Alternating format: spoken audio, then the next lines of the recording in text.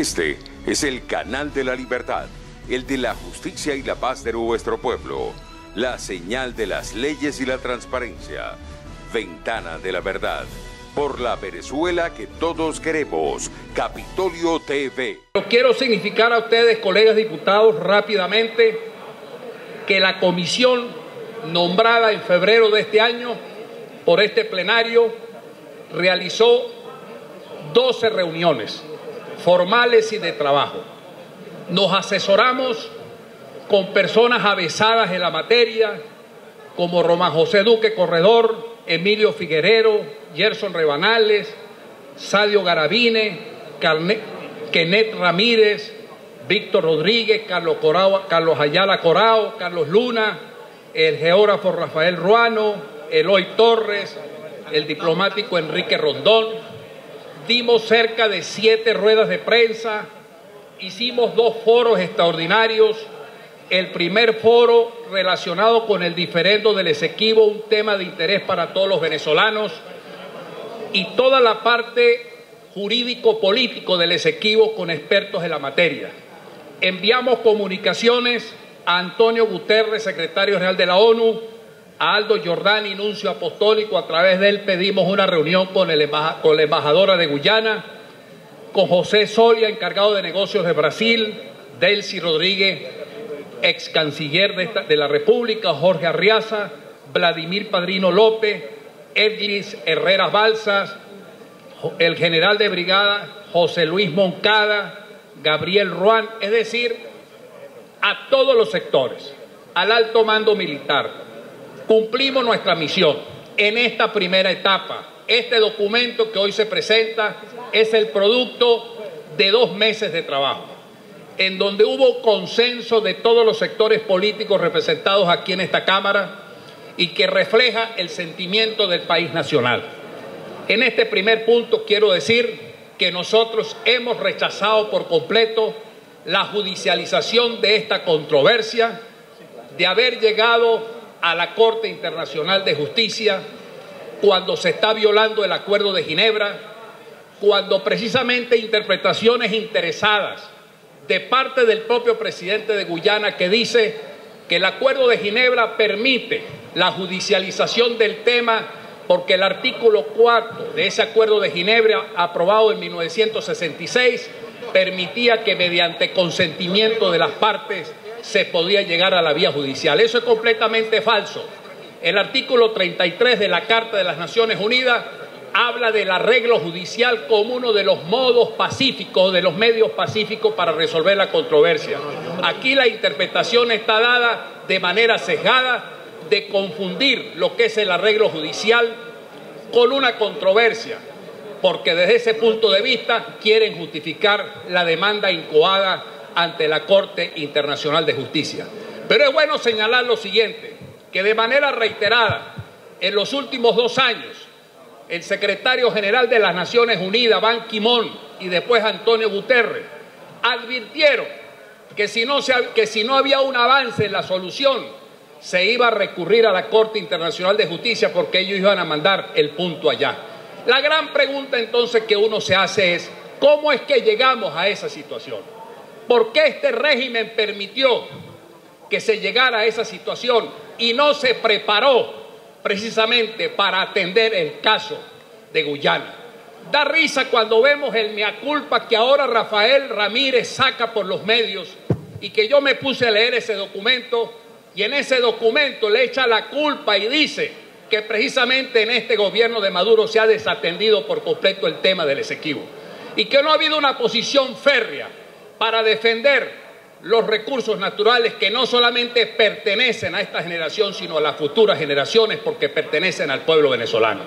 En concordancia con ese sentimiento es que esta Asamblea Nacional ha actuado, porque esa postura que ha tenido el régimen hasta ahora ha sido violatorio del pensamiento bolivariano, ha traicionado precisamente el legado de Simón Bolívar,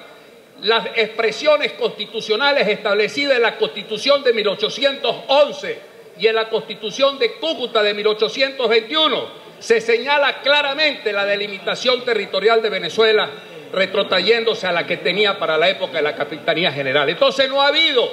fuerza ni coraje para defender la integridad territorial.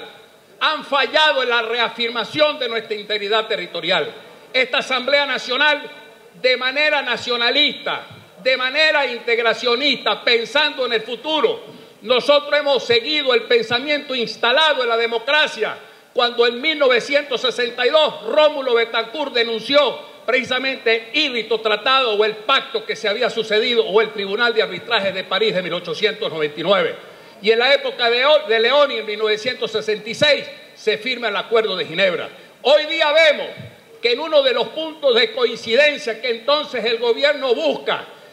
en función de rechazar la contención jurisdiccional allá en la Corte Internacional de Justicia, lo que hace es con esa actitud darle fuerza a lo que ha sido la política sistemática y reiterada de la democracia, que siempre fue validar el Acuerdo de Ginebra y rechazar cualquier judicialización de una controversia que se tenía que resolver por la vía satisfactoria con el consentimiento de las partes, de acuerdo con el artículo 4 del Acuerdo de Ginebra. Así pues, de que decimos aquí al pueblo de Venezuela,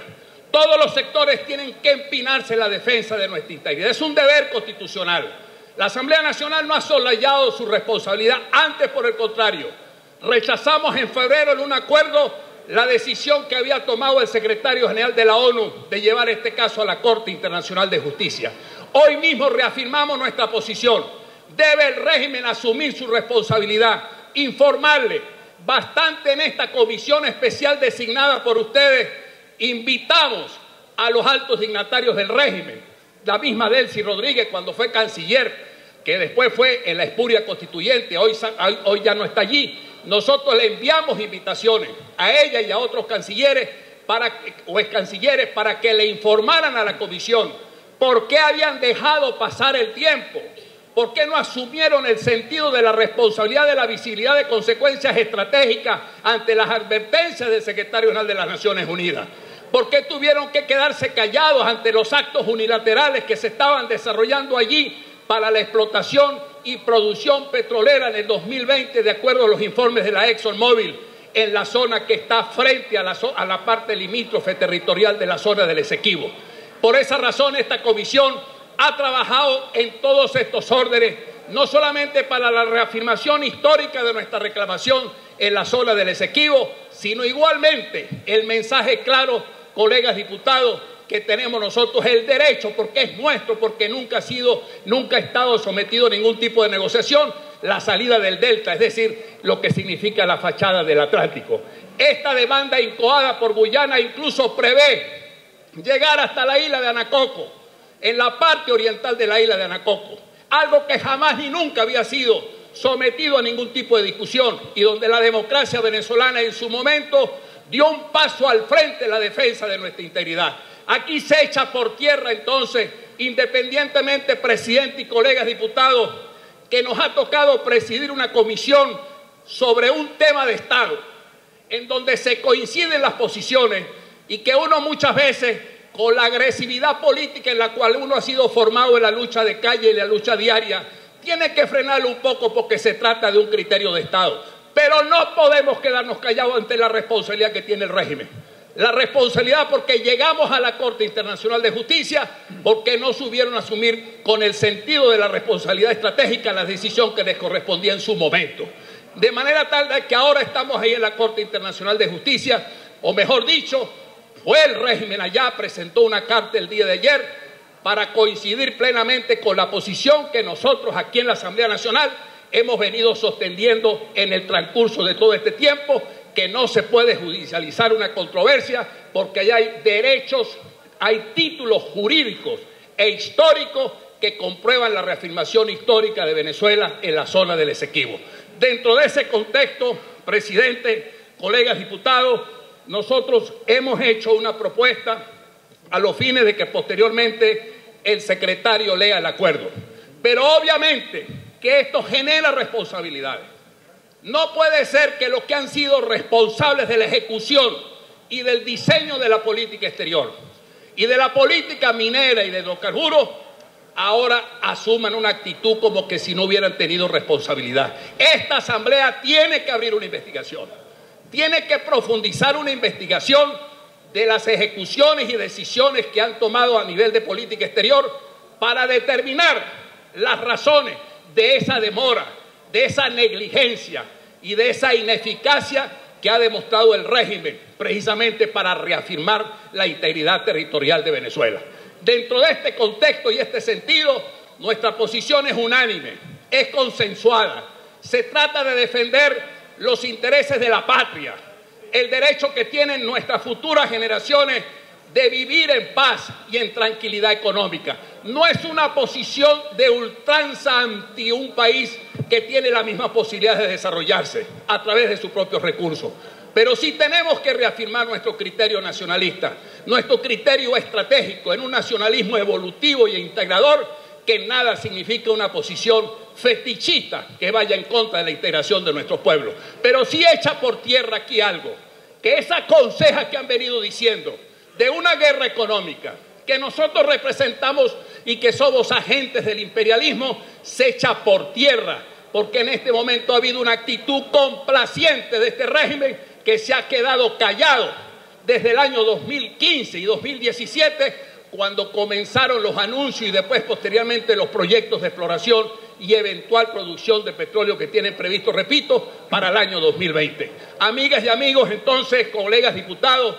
con el acuerdo que posteriormente leerá la Secretaría, ahí veremos plasmado lo que ha sido una doctrina nuestra, lo que han sido los valores y principios de la Asamblea Nacional y de la democracia venezolana en el respeto o en hacer respetar nuestros derechos soberanos en la integridad territorial. Ya para terminar, presidente, esta comisión, que como le acabo de decir, la actividad que hemos tenido, igualmente ya estamos trabajando en un proyecto de ley para la defensa y desarrollo de la fachada atlántica de Venezuela. Ya está en fase de exposición de motivos y algunos proyectos de articulado que entraremos en la discusión de la comisión con los expertos y asesores en la materia para de esta forma reafirmar históricamente nuestra responsabilidad. Porque si algo importante ha venido haciendo esta Asamblea desde el año 2016 es que nos hemos adelantado a las circunstancias. Le hemos hablado al pueblo venezolano y le hemos hablado al mundo que esta Asamblea se empina para defender los principios de la democracia, que no se trata de un chauvinismo cualquiera, que no se trata de una posición dogmática cualquiera, sino que creemos que los pueblos tienen el derecho de la democracia, que es el principal derecho humano de hoy día. Y en función de eso, no podemos permitir entonces que riquezas naturales que estén allí, irresponsablemente, porque no ha habido un criterio conductor de parte del régimen, se pretenda trastocar por interpretaciones perversas que no se corresponden con el espíritu, propósito y razón del Acuerdo de Ginebra. Esa es una conquista de la democracia y tenemos que seguir luchando por la reafirmación histórica nuestra y dando el paso al frente, adelantándonos a las circunstancias. Esta Asamblea Nacional tiene visibilidad de consecuencias estratégicas y por eso asumimos el papel que nos ha correspondido. Muchas gracias. Este es el canal de la libertad, el de la justicia y la paz de nuestro pueblo, la señal de las leyes y la transparencia, Ventana de la Verdad, por la Venezuela que todos queremos, Capitolio TV.